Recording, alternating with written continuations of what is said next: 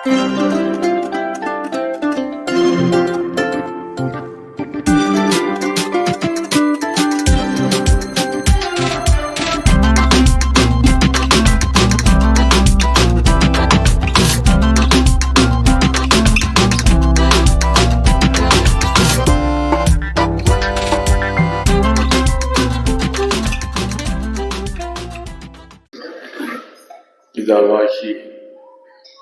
கடவுளிடமிருந்தும்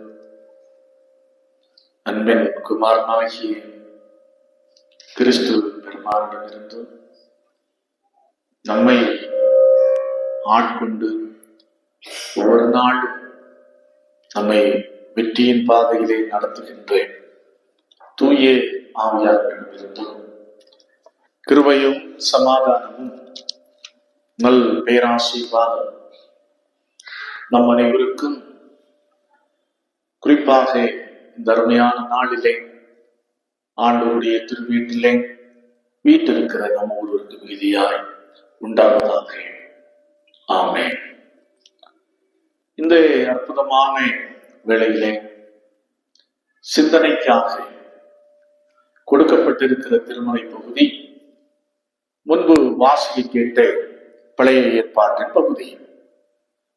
ஏசாயா தீர்க்கதரிசியின் புஸ்தகம் 65வது அதிகாரம் 1 முதல் 9 முடியுள்ள வசனங்கள். அது ஒரு நீண்ட பகுதியாக இருக்கின்ற காரணத்தினாலே 9வது வசனத்தை நான் வாசிக்கிறேன். ஏசாயா 65:9. யாக்கோபிலிருந்து ஒரு வித்தையும் யூதாவிலிருந்து என் மலைகளை சுதந்தரிப்பவரையும் எழும்ப பண்ணுவேன். நான் தெரிந்து கொண்டவர்கள் அதை சுதந்தரித்துக் கொண்டு என் ஊழியக்காரர் அங்கே வாசம் பண்ணுவார்கள். கண்களை மூடுவோம், ஆண்டவரை நோக்கி பார்த்து செல்வோம். குயவானே குயவனே படைப்பின் காரணனே, களிமண்ணான என்னையுமே கண்ணோக்கி பார்த்திடுமே. வேறுமையான பாத்திரம் நான் வெறுத்து தள்ளாமலே, நிரம்பி வழியும் பாத்திரமாய் விளங்க செய்யுமே. வேதத்தில் காணும் பாத்திரமெல்லாம் இயேசுவை போற்றிடுதே. என்னையும் அவ்வித பாத்திரமாய் விளங்க செய்யுமே. குயவனே குயவனே படைப்பின் காரணனே, களிமண்ணான என்னையுமே கண்ணோக்கி பார்த்திடுமே.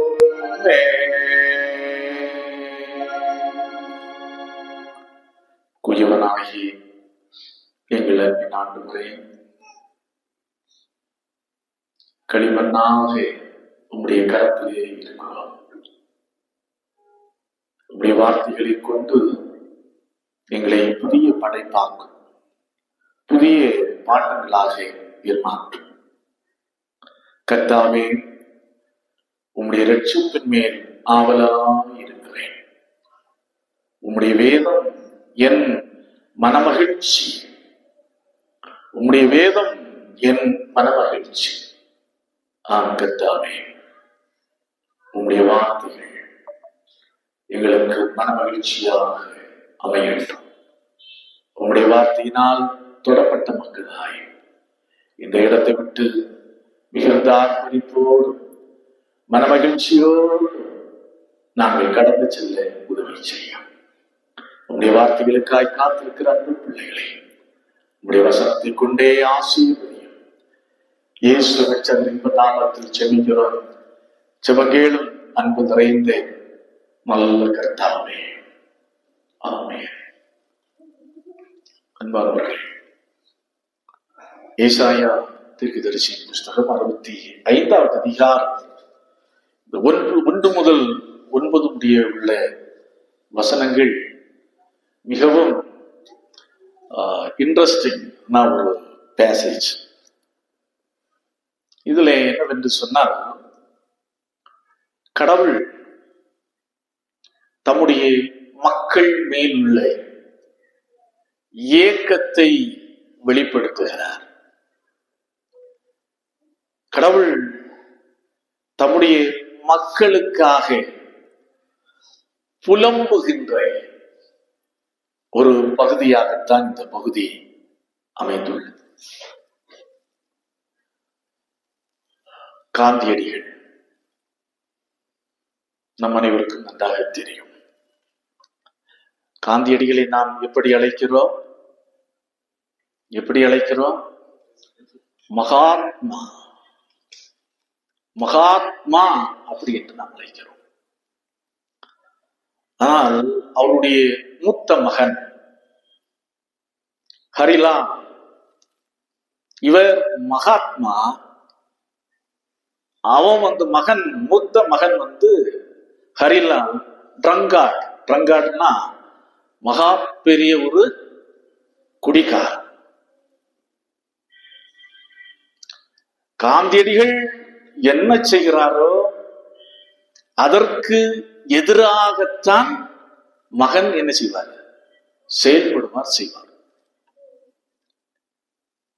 இந்த ஹரிலால் நிமித்தம் மகாத்மா காந்தி அடைந்த வேதனைக்கு அளவே இல்லை என்று சொல்ல முடியும். ஒரு முறை குஜராத்துக்கு போகிறார். தன்னுடைய மனைவியோடு குஜராத்துக்கு போகிறார். இவர் குஜராத்துக்கு வருகிறார் என்று அறிந்த மாத்திரத்திலே குஜராத்தில் உள்ள மக்கள் எல்லாரும் ரயில்வே ஸ்டேஷன்ல கூடிவிட்டார்கள். யாரை பார்ப்பதற்கு என்று சொன்னால், மகாத்மா காந்தியடிகளை பார்ப்பதற்காக கூடிவிட்டார்கள். இவர் அப்படியே ட்ரெயின்ல இறங்குறார். 2 பேரும், காந்தியடிகள் அவருடைய மனைவியும் இறங்குகிறார்கள். இறங்கின உடனே எல்லாரும் ஒரே சத்தமாய் ஆர்ப்பரிக்கிறார்கள். எப்படி ஆர்ப்பரிக்கிறார்கள்? மகாத்மா காந்திக்கு ஜெய் அப்படி என்று சொல்லி ஆர்ப்பரிக்கிறார்கள். அவர்கள் ஆர்ப்பரித்துக் கொண்டு எல்லாரும் உரத்த சத்தமாய் ஏக மனதாய் ஆர்ப்பரித்துக் கொண்டிருக்கும் போது இடையிலே ஒரு சத்தம் கேட்கிறது. ஒரே சத்தம், எல்லாரும் மகாத்மா காந்திக்கு ஜெய் என்று சொல்ல. அங்கே ஒரு சத்தம் கேட்கிறது. என்ன சத்தம்? கஸ்தூரிபாய்க்கு ஜெய் அப்படின்னு சொல்லுங்க. கஸ்தூரிபாய் யார்? காந்தியடிகளுடைய மனைவி. எல்லாரும் காந்தியடிகளுக்கு ஜெய் என்று சொல்ல ஒரு சத்தம் கேட்கிறது, கஸ்தூரிபாய்க்கு ஜெய். உடனே காந்தியடிகளுடைய மனைவி கஸ்தூரிபாயும் புரிந்து கொண்டார்கள், இது யார் வந்திருக்கிறாங்க? என்னுடைய மகன், தங்களுடைய மகன் ஹரிலால் இங்கே வந்திருக்கிறான் என்பதை அவர்கள் புரிந்து கொண்டார்கள். புரிந்து கொண்டோன்னு இவர்களிடத்துல ஒரே ஒரு ஆப்பிளோடு வருகிறான். தாய் கேட்கிறாள், என்ன மகனே நீ இப்படி செய்தாய்? இல்லம்மா, அப்படிதான் என்று சொல்லிவிட்டு ஒரே ஒரு ஆப்பிளை கொண்டு யாரிடத்திலே கொடுக்கிறான் என்று சொன்னால் கஸ்தூரிபாயின் இடத்திலே கொடுக்கிறார். அப்ப காந்தியடிகள் ஏக்கத்தோடு கேட்கிறார், மகனே எனக்கு எங்கே? உனக்கு இல்லை, உங்களுக்கு இல்ல ஆப்பிள். நான் யாருக்கு தான் கொண்டு வந்தேன்? அம்மாவுக்கு தான் கொண்டு வந்தேன். அடுத்ததாக இவர் இந்து சமயத்திலே பற்றுறுதியாக இருக்கின்றார். மகன் பார்க்கின்றார், நீ இந்து சமயத்திலேயா பற்றுறுதியா இருக்கின்றாய்? நாம் பார் எப்படி மாறுகிறேன் பார் என்று சொல்லி அவர் எங்க மாறினாரு? இஸ்லாம் சமயத்துக்கு மாறினார். ஹரிலால் என்ற பெயரை எப்படி மாற்றுகின்றார் என்று சொன்னால் அப்துல்லா என்று மாற்றுகின்றார். கடைசி கட்டத்தில் மீண்டும் ரீகன்வெர்ட் ஆனார் என்பது அது வேறொரு உண்மை.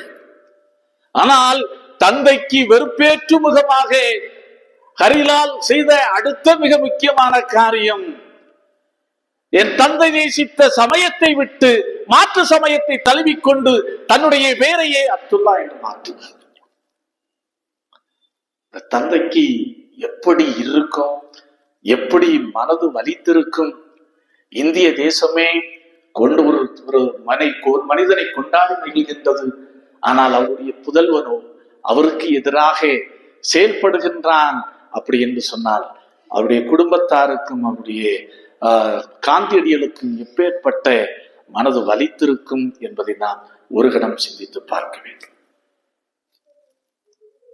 அதே போன்ற அதைவிட ஒரு மேலான உணர்வுகளே தான் கடவுள் இங்கே அங்கலாய்க்கிறார், புலம்புகிறார். யாருக்காக? தம்முடைய மக்களுக்காக, தன்னுடைய சொந்த ஜனத்திற்காக, ஒரு விசேஷித்த ஜனமாய் தான் தெரிந்து கொண்டு நான் உங்கள் தேவன் நீ என் ஜனம் என்று சொல்லப்பட்ட அந்த ஜனத்திற்காக, சொந்த பிள்ளைகளுக்காக கடவுள் அங்கலாய்க்கிறார். அதிலே தான் நாம் இதை பார்க்க முடியும். இந்த பகுதியில குறிப்பாக 3 மிக முக்கியமான காரியங்களை நாம் கண்டுகொள்ள முடியும். ஒன்று பாருங்கள், எப்படி ஓயாத அன்பு, ஓயாத அன்பு, கடவுளுடைய அன்பு. பாருங்கள், கடவுளுடைய அங்கலாய்ப்பு பாருங்க, எப்படி தம்முடைய அன்பை வெளிப்படுத்துகிறார் என்பதை பாருங்கள். என்ன சொல்லுகிறார்? அதான் 1வது வசனமும் 2வது வசனமும் சொல்லுகிறது, என்னை குறித்து விசாரித்து கேளாதிருந்தவர்களாலே தேடப்பட்டேன். பாருங்க, அந்நிய மக்கள் எல்லாரும் என்னை தேடுகிறார்கள், என்னை தேடாதிருந்தவர்களாலே கண்டறியப்பட்டேன். என்னுடைய நாமம் விளங்காதிருந்த ஜாதி நோக்கி இதோ இங்கே இருக்கிறேன் என்றேன். அடுத்து 2வது வசனம், மிக முக்கியமான வசனம் பாருங்கள், நலமல்லாத வழியிலே தங்கள் நினைவுகளின்படி நடக்கிற முரட்டாட்டமான ஜனத்தண்டைக்கு நாள் முழுவதும் என் கைகளை நீட்டினேன். எப்படி தம்முடைய ஜனத்தை குறித்து தான் நேசித்த, தான் மிகவும் விரும்பின, அவர்களோடு தன்னுடைய உடன்படிக்கையோ ஏற்படுத்தி கொண்ட ஜனத்தை குறித்து எப்படி சொல்லுகிறார் பாருங்கள். முரட்டாட்டமுள்ள, முரட்டாட்டமான ஜனத்தண்டைக்கு அடுத்து என்ன சொல்லுகிறார் பாருங்கள், நாள் முழுவதும் என்ன செய்தேன்? என் கைகளை நீட்டினேன். கைகளை நீட்டினேன் அப்படி என்று சொன்ன அர்த்தம் தெரியும். கால்ஸ் அவுட், அழைக்கிறார். ஓ முரட்டாட்டமான ஜனமே, நீ வா. என்ன சொல்லுகிறார்? Here I am, I am, here I am. நான் இங்கே இருக்கிறேன், நீ வா. அப்படி என்று கடவுளுடைய அழைப்பை வெளிப்படுத்துவதுதான் நீட்டப்பட்ட கடவுளுடைய கரம். அடுத்ததாக நீட்டப்பட்ட கடவுளுடைய கரம் எதை காட்டுகிறது என்று சொன்னால் வாஞ்சையை காட்டுகிறது, கடவுளுடைய ஈகர்னஸை காட்டுகிறது. என்னவென்று சொன்னால், நான் உன்னோடு கூட இடைப்பட விரும்புகிறேன், உன்னோடு நான் உறவாடி மகிழ விரும்புகிறேன், நீ என் பிள்ளைகளாய் உத்தம பிள்ளைகளாய் இருக்க வேண்டும் விரும்புகிறேன். அப்படி என்பதற்கான ஒரு வெளிப்பாடுதான் நீட்டப்பட்ட கரம் என்பதை நாம் மறந்து போகக்கூடாது. பாருங்கள், இந்த முரட்டாட்டமான ஜனம் என்று தெரிந்த பிற்பாடும் கடவுள் தம்முடைய ஜனத்திற்காக கரங்களை நீட்டி நிற்கிறார். வா மகனே வா, வா மகளே வா, நீ எப்பேற்பட்ட நிலையிலே இருந்தாலும் வா என்று அழைக்கிற விதமாய் நீட்டிய கரத்தோடு தம்முடைய அன்பை வெளிப்படுத்தி கொண்டிருக்கிறார்.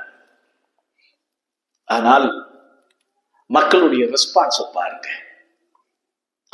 ஆண்டவர் சொல்றான், நீட்டிய கரத்தை நீட்டி வைத்திருக்கிறேன், நாள் முழுவதும் நீட்டினேன், முரட்டாட்டமான ஜனத்திற்காக என்னுடைய கரத்தை நீட்டினேன் அப்படி என்று கடவுள் சொல்லுகின்றார். ஆனா மக்களுடைய நிலைமையை பாருங்க. அந்த ஹரிலாலுடைய பண்புதான், நீ இந்து சமயத்தை தழுவிறாயா, நான் பாரு முஸ்லீம் சமயத்தை தழுவிக் கொள்கிறேன். அப்படி என்பது போலதான் இங்கேயும் கடவுளுடைய ஜனத்துக்குரிய செயல்பாடு இருக்கிறது. என்ன செய்கிறார்கள் பாருங்கள். 65வது அதிகாரம் 3வது வசனம் 2வது பகுதி பாருங்கள். தோட்டங்களிலே பலியிட்டு, எங்கே பலியிடுகிறார்கள்? தோட்டங்களிலே பலியிட்டு, செங்கல்களின் மேல் தூபம் காட்டி, 4வது வசனம் மிக அழகாய் சொல்லுகிறது, பிரேத குழிக்கண்டையில் உட்கார்ந்து, பாழான ஸ்தலங்களில் ராத்தங்கி, பன்றி இறைச்சியை தின்று, தங்கள் பாத்திரங்களில் அருவருப்பானவைகளின் ஆணத்தை வைத்திருந்து. அப்போ கடவுளுக்கு எது பிடிக்காதோ அதை தெரிந்து அவர்கள் அதை செய்கிறார்கள், துணிந்து செய்கிறார்கள். தவறான வழிபாட்டு முறையை அவர்கள் கையாளுகிறார்கள். பாருங்கள், பாழான ஸ்தலங்களில் தங்குபவன் யார்? இன்றைக்கு அற்புதமாக நற்செய்தி பகுதியிலே மிக தெளிவாக நாம் வாசித்து கேட்டோம். லேகியோன் என்ற பிசாசு பிடித்த மனிதன் எங்கே இருந்தான்? கல்லறையிலே இருந்தான். பாழான ஸ்தலங்களில் பாழான ஸ்தலங்களிலே போய் உட்கார்ந்து இருந்தான். அப்ப கல்லறையிலும் பாழான ஸ்தலங்களிலும் அதாவது பிரேதங்கள் அண்டையிலும் உட்கார்ந்திருப்பவன் யார்? பிசாசு பிடித்தவன் தான். அதைத்தான் இந்த ஜனங்கள் இப்போது செய்கிறார்கள். எங்களை சிறை இருப்புக்கு ஒப்பு கொடுத்தீர் அல்லவா, நாங்க அடிமைகளாக வாழ்ந்து கொண்டிருக்கிறோம் அல்லவா, இப்போது பாரும் அப்படி என்று சொல்லி கடவுளுக்கு விரும்பாத காரியத்தை அவர்கள் செய்கிறார்கள். எங்கே உட்கார்கிறார்கள்?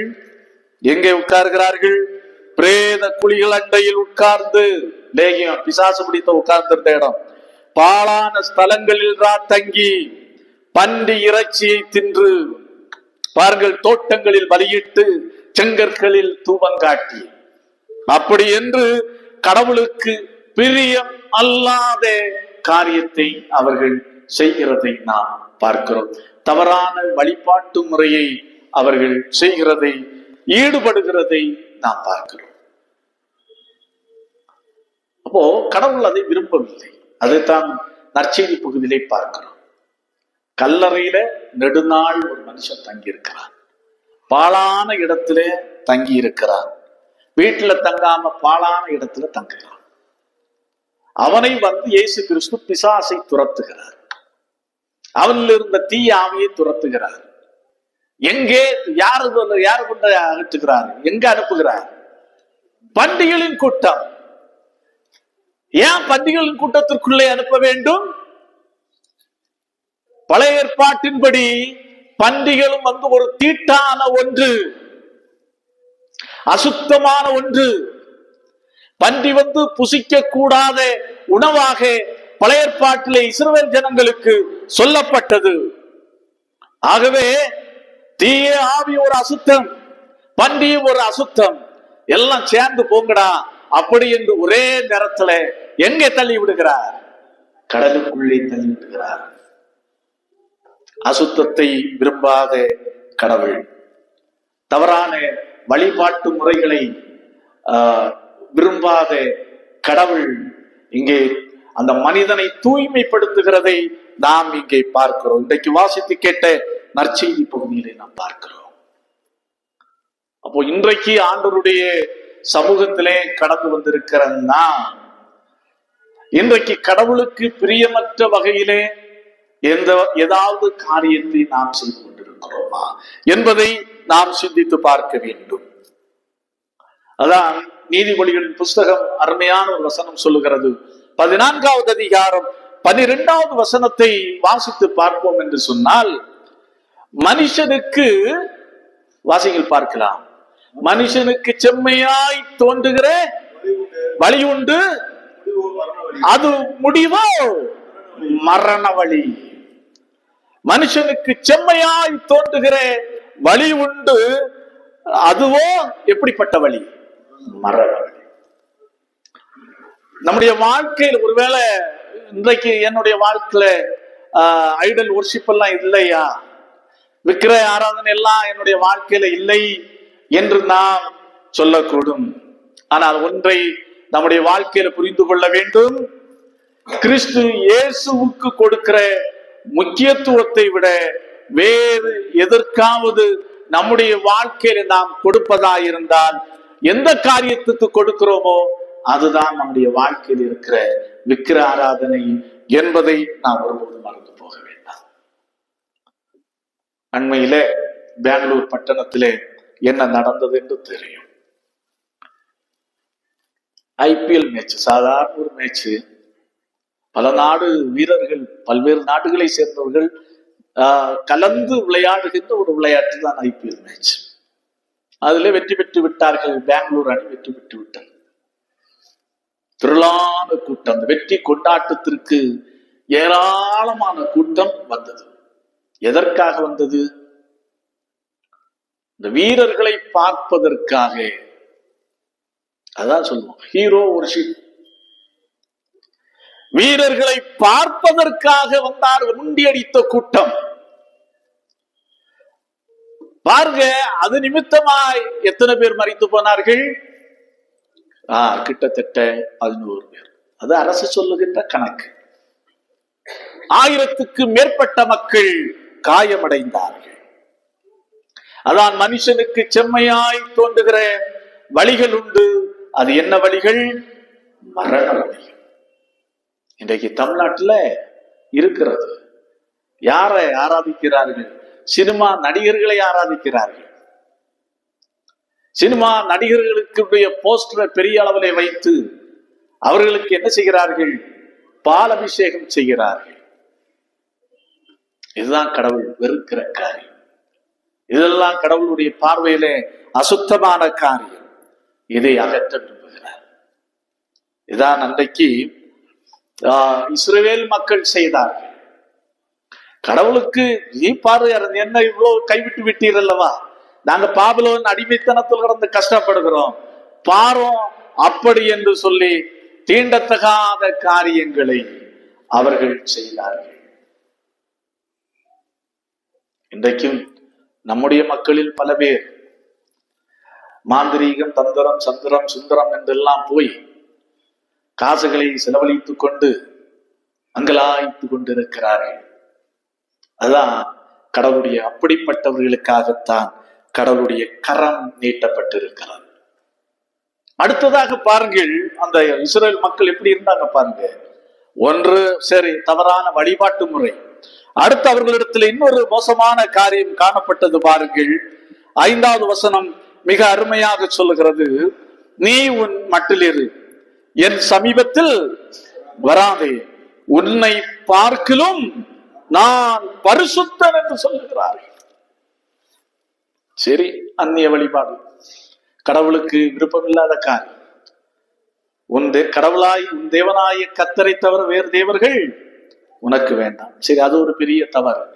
அடுத்து பாருங்க, செல்ஃப் ரைச்சியஸ்னஸ், சுய நீதி. உன்னை பார்க்கிலும் நான் எப்படிப்பட்டவன்? நான் பரிசுத்தமானவன். உன்னை பார்க்கிலும் நான் பரிசுத்தமானவன். Self righteousness. போடா, நான் நல்லாதான் இருக்கிறேன், நான் நல்லாதான் செய்து கொண்டிருக்கிறேன், நான் நல்லாதான் செயல்பட்டு கொண்டிருக்கிறேன், நான் நல்லாதான் வாழ்ந்துட்டு இருக்கிறேன், என் பக்கத்துல நீ என்ன செய்யாத, வராத. இதே மனப்பாங்கு இன்றைக்கும் யூதர்களிடத்திலே இருக்கிறது. இப்போது ஈரானுக்கும் இஸ்ரேலுக்கும் பயங்கரமான யுத்தம் நடைபெற்றுக் கொண்டிருக்கிறதை நாம் அறிவோம். இதுவரையில் இல்லாத அளவிற்கு ஏவுகணைகள் எல்லாம் இஸ்ரேலுக்குள்ளே விழ ஆரம்பித்து விட்டன.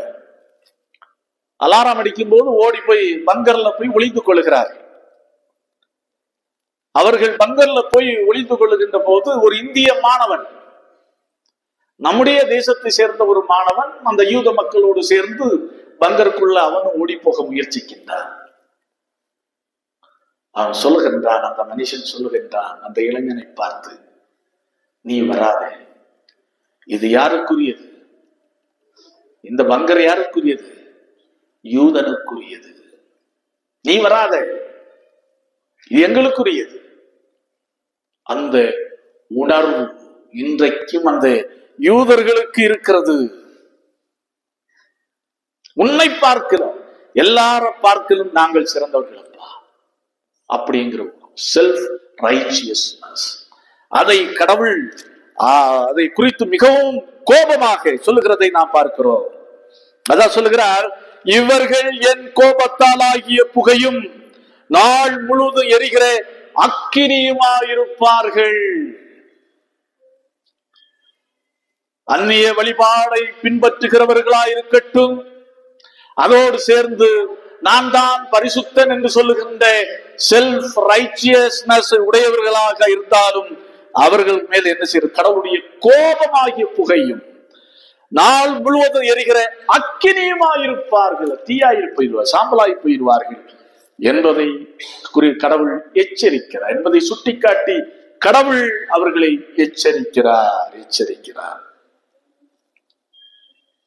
அப்போஸ்தலனாகிய பவுல் ரோமர் திருச்சபைக்கு சொல்லும் போது சொல்லுகிறார், என்ன சொல்லுகிறார் என்று சொன்னால், ரோமர் 12வது அதிகாரம் 2வது வசனம், நீங்கள் இந்த பிரபஞ்சத்திற்கு ஒத்த வேஷம் தெரியாமல், அடுத்து கடைசியா சொல்லுகிறார், உங்கள் மனம் புதிதாகிறதுனாலே மறுரூபமாகுங்கள்.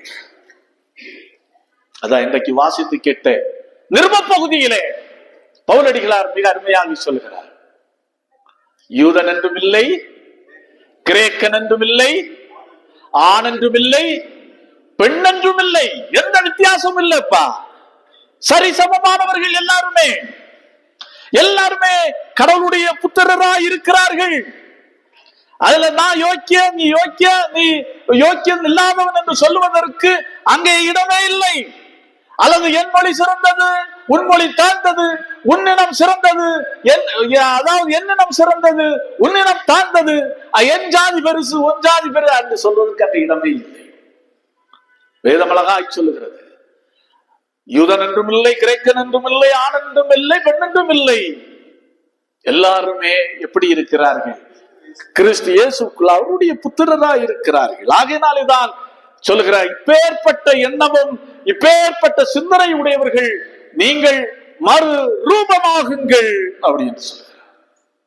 மறுரூபமாகுங்கள். இதுதான் கடவுளுடைய அங்கலாய்ப்பு.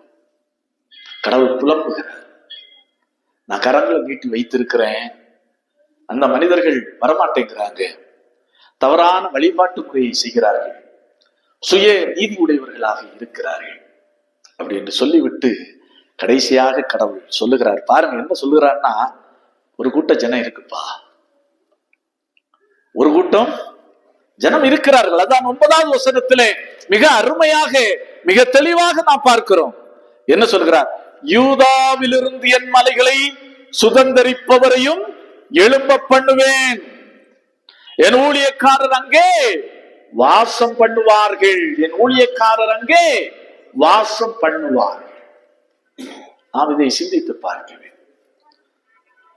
எல்லாரும் இல்லை, எல்லாரும் சுயநீதி உடையவர்களா இல்லை, அதே போல எல்லாரும் தவறான வழிபாட்டு முறையை பின்பற்றுகிறவர்களாக இல்லை.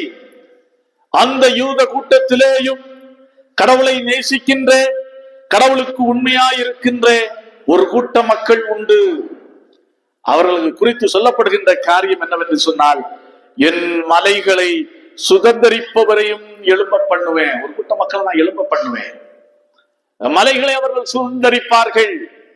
என் மலைகள் என்று சொன்னால் எருசலேமும் எருசலேமை சுற்றிலும் இருக்கிற மலைகள் இங்கே சுட்டி காண்பிக்கப்படுகிறது. ஆனால் இன்றைக்கு நமக்கு சுட்டி காண்பிக்கப்படுகின்ற மலை எதுவென்று சொன்னால், அதான் வெளிப்படுத்தின விசேஷம் 21வது அதிகாரம் 10வது வசனத்தை வாசியுங்கள். வெளிப்படுத்தின விசேஷம் 21வது அதிகாரம் 10வது வசனம். பெரிதும் உயரமான ஒரு பர்வதத்தின் மேல்